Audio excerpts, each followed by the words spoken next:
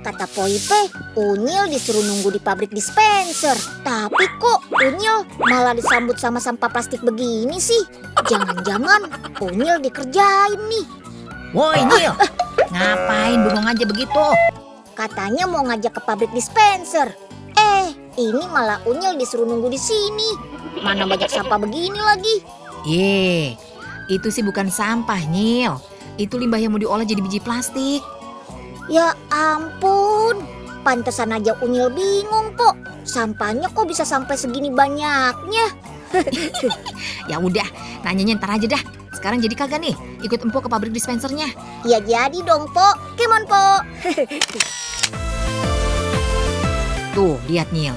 Limbah sampah plastiknya mulai mau diolah tuh. Wah, iya bener, Pok.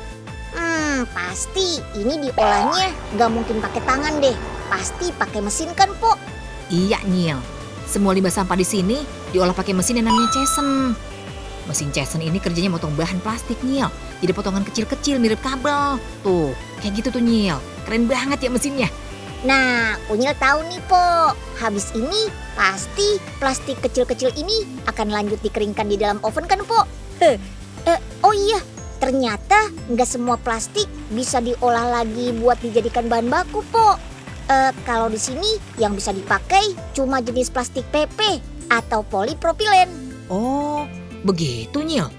Jadi bukan plastik sembarangan ya Nyil. Nah tuh lihat tuh Nyil. Sekarang biji plastik yang mau dicetak jadi bentuk dispenser. Namanya molding, Pok.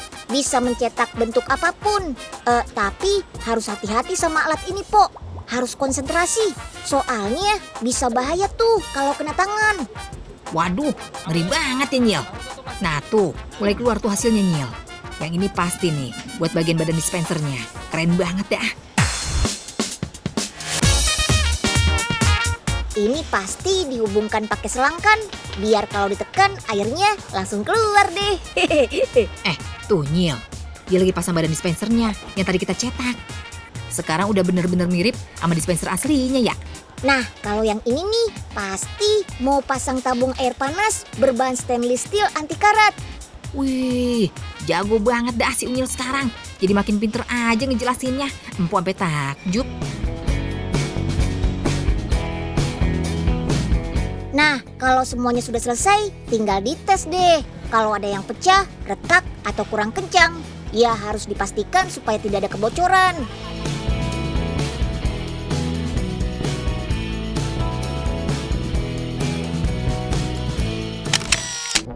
Si Oga emang kebiasaan banget.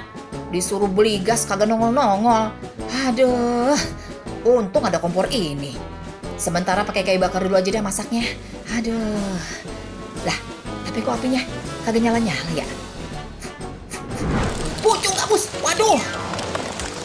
Lah apinya kenapa jadi gede begini nih? Hah? Loh, Pok, Poipe, awas, Pok. Untung aja apinya bisa padam, Pok. Aduh. Makasih ya Nyil. Untung aja no apinya sempet dipademin. Iya, sama-sama, Pok. Tapi muka Poipe kok jadi cemong semua tuh. Nah, kalau teman-teman ingin mengolah sampah sendiri di rumah, bisa nyontek kegiatan yang ada di tempat olah sampah setempat Wardiguna, Desa Gunakse, Klungkung, Bali ini. Di sini sampah diolah menjadi jadi apa yo? Coba Vanda, tanyain dong. Lagi masak apa nih, Bu? Bikin rempeyek, Dik. Tapi mana kayu bakarnya? Ini kan memang pengganti kayu bakar mengganti pelet. Oh, pakai pelet ya? Aku penasaran nih cara buatnya. Mau lihat gak? Mau. Ayo! Sejak tahun 2018, sampah-sampah warga dikumpulkan dan dicoba untuk dimanfaatkan di tempat pengolahan sampah setempat ini. Soalnya ada sekitar 3 ton sampah yang datang setiap harinya loh. Wah, bayangkan kalau sampahnya nggak didaur ulang lagi, bisa-bisa tanah isinya sampah semua. Bu, kalau di sini tuh bisa mengubah sampah menjadi pelet bahan bakar? Iya, benar. Kalian mau tahu? Wah, kita mau tahu banget nih, Bu. Ayo ikut Ibu. Sampah yang baru datang perlu dipilah-pilah terlebih dahulu. Kalau gitu, kita bantuin aja yuk. Ayo Vera dan Vanda, yang semangat ya. Setelah disortir, sampah diendapkan ke dalam bak penampungan yang terbuat dari bambu ini. Sampah-sampah ini kemudian bakal melalui tahap peyemisasi. Bukan dijadikan peyem khas Bandung ya.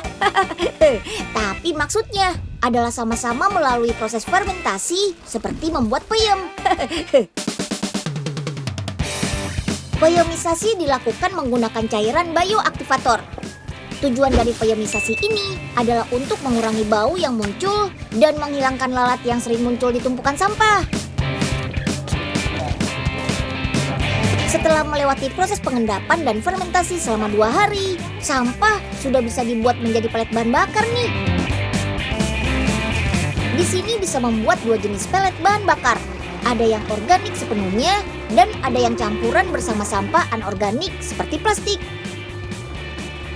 Dalam sehari proses pencetakan pelet bisa menghasilkan 262 kg pelet murni organik dan hampir 2 kuintal pelet non-organik atau campuran. Nah, pelet yang sudah mengering siap digunakan sebagai bahan bakar.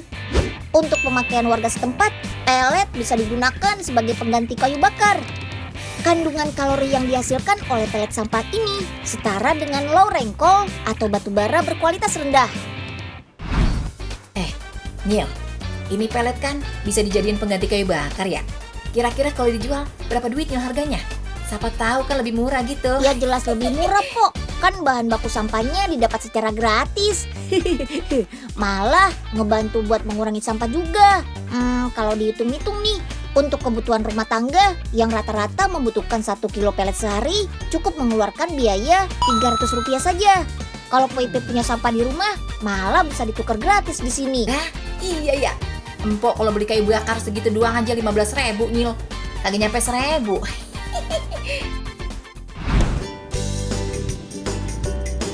Gak cuma bisa dijadikan bahan bakar untuk kompor masak, pelet ini bisa juga loh diubah menjadi listrik. Salah satu unit pembangkit yang ada di Bali punya pembangkit tenaga diesel dan gas yang memanfaatkan pelet sampah sebagai bahan bakarnya. Wih, keren!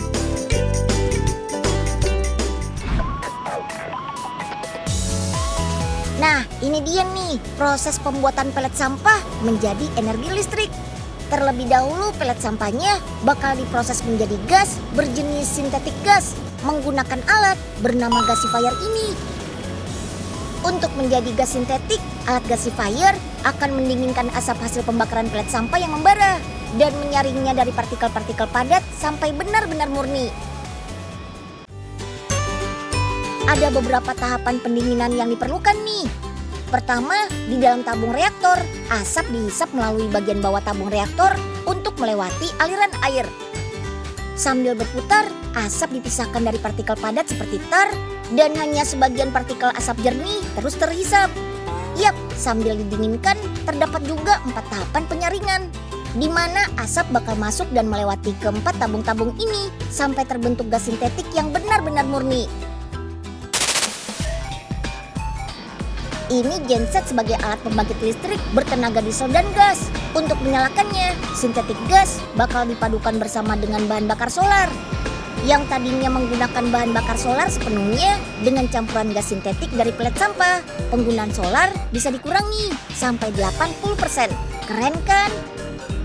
Meski pemakaian solar cuma 20%, genset ini bisa menghasilkan listrik sebesar 20 kW.